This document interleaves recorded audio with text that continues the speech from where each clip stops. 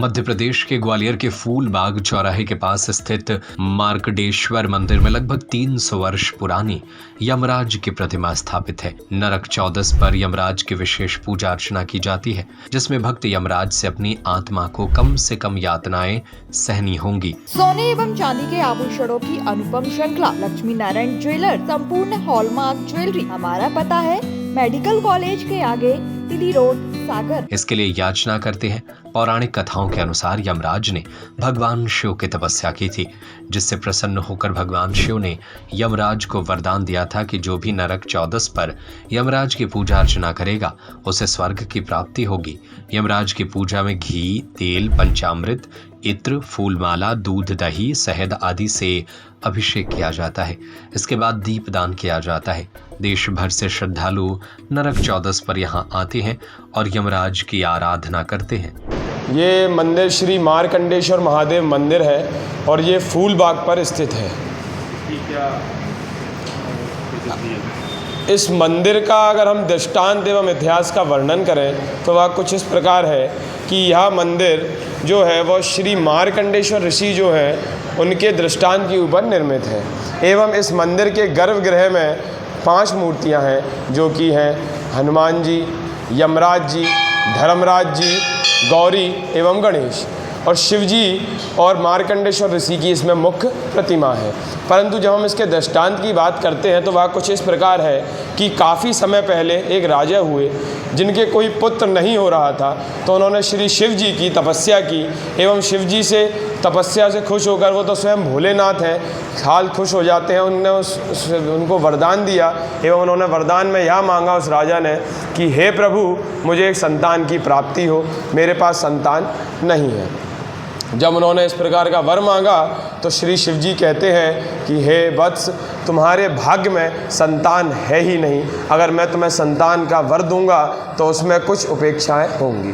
तो वह कहता है कि वह किस प्रकार रहेंगी, तो शिव जी कहते हैं संतान या तो कम आयु वाली होगी या उसका व्यवहार आचरण अच्छा नहीं होगा।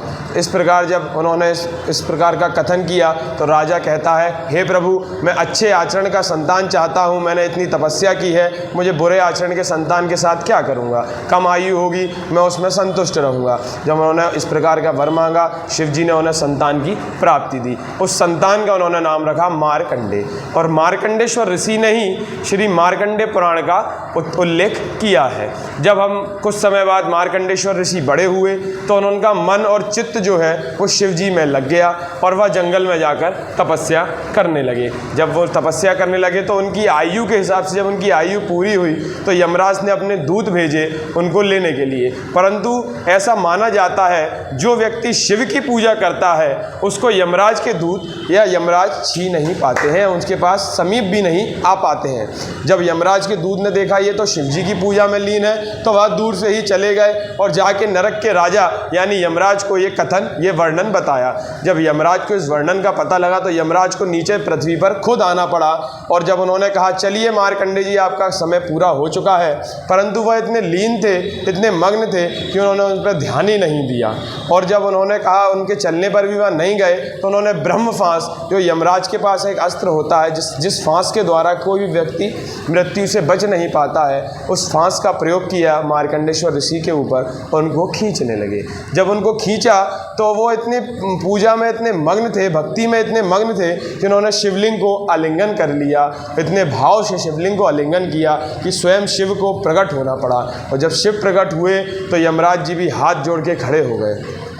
अब उनका क्रोध इतना बढ़ गया शिव जी का कि उन्होंने अपना त्रिशूल निकाला और यमराज की तरफ उसको मोड़ दिया कि हे यम, तुमने ये क्या किया, एक भक्त को मेरी पूजा से विलीन किया, मैं तुम्हारा नष्ट कर दूंगा।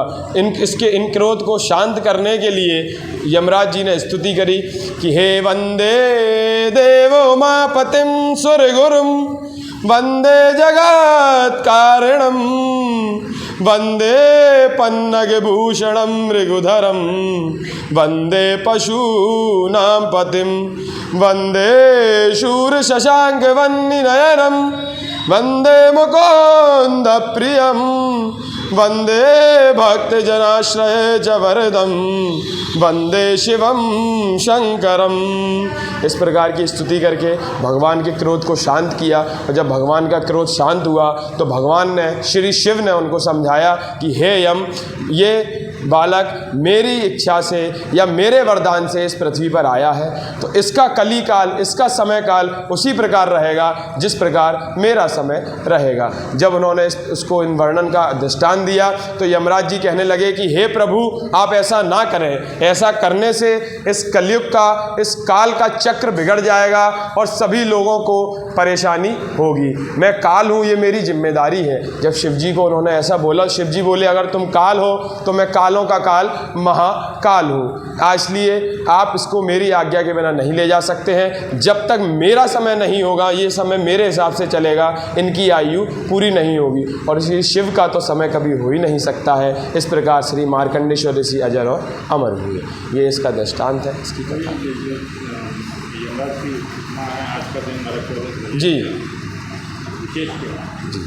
जब हम नरक चतुर्दशी की बात करते हैं तो नरक चतुर्दशी जो है वह कार्तिक मास की कृष्ण चतुर्दशी के रूप में मनाई जाती है। जब और इसके उपलक्ष्य का जो महत्वपूर्ण या विशेष कार्य वह यह होता है कि आज के दिन श्री यमराज की पूजन किया जाता है, तेल से अभिषेक किया जाता है एवं दक्षिण दिशा की ओर, दक्षिण दिशा में घी तेल का दीपक जलाया जाता है। अब दक्षिण दिशा में ही क्यों जलाया जाता है?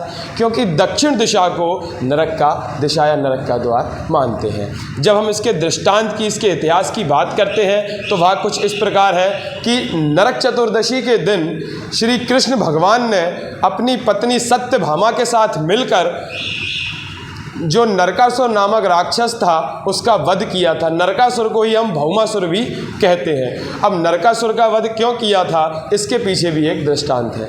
क्या नरकासुर जो था उसको यह वरदान था कि उसकी मृत्यु सिर्फ स्त्री के हाथों ही होगी।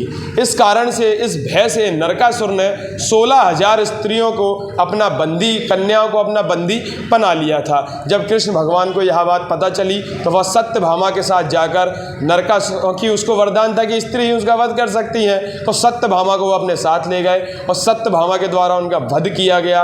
उनके वध के बाद जो कन्याएं थीं 16,000, उनको श्री कृष्ण ने अपना लिया। इसलिए श्री कृष्ण की 16,000 पत्नियों के रूप में वो जानी जाती हैं। और उनके वध के बाद इस खुशी में कि वो कन्याएं वो हो गई हैं, उसका इस उपलक्ष्य में दीपों को जलाया गया, इसलिए हम आज के दिन दीप जलाते हैं। उसके बाद जो इनकी मृत्यु के बाद जो रक्त के छींटे कृष्ण भगवान के शरीर पर पड़े थे, उस रक्त के छींटों को साफ करने के लिए इनका तेल से स्नान कराया गया, इसलिए आज के दिन तेल का स्नान कराया जाता है। ये आज के दिन की कथा है, आज के दिन का वृतांत है। कितना पुराना मंदिर है? इस मंदिर की अगर हम बात करें तो आज इस मंदिर को हमारी 7वीं पीढ़ी या 7th जनरेशन आप इसको यहाँ बोल सकते हैं। हमारे दादा परदादा इस मंदिर में पूजा करते हुए आए हैं। इस मंदिर का जो निर्माण किया गया है वो सिंधिया राजघराने द्वारा किया गया है। कैसे पूजा अर्चना करते हैं आप आज के दिन? आज के दिन वैसे देखा जाए तो आज का दिन जो है श्री दीपावली का जो दीप पूजन होता है उसके 5 दिनों में से एक दिन में इसकी गिनती होती है।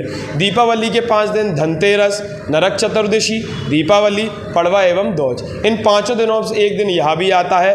तो आज के दिन सुबह यमराज की पूजा की जाती है, तेल से अभिषेक किया जाता है, वस्त्र चढ़ाए जाते हैं, पुष्पमाला अर्पण की जाती है, नैवेद्य लगाया जाता है एवं शाम के टाइम महालक्ष्मी का पूजन किया जाता है।